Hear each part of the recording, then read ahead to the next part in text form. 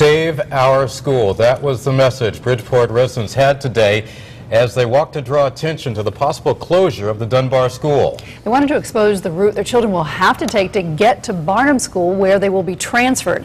News 8's Allie Reed walked with residents in Bridgeport to get their concerns.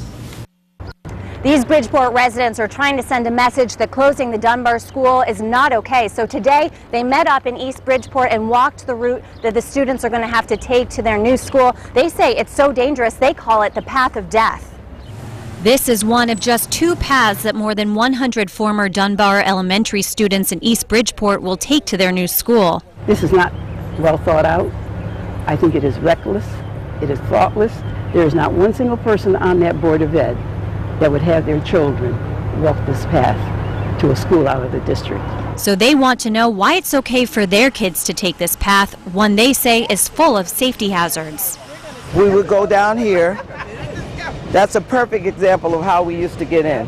The water? We would go down to the water and play with the guppies, the little tiny fish that would be in the water, and very often the tide would be up. Some of us used to slide in and somebody would help you out, but I've seen children drown out there. They say the bad sidewalks, busy roads, and lack of fences around the river are just a few examples of the dangers the kids will face. Check that out. Check that out right there.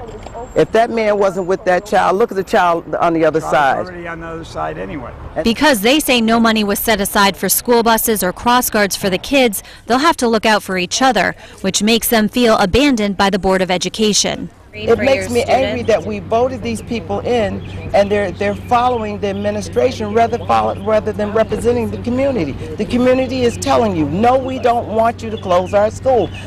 Find a better way. You had more options and you didn't even look at them.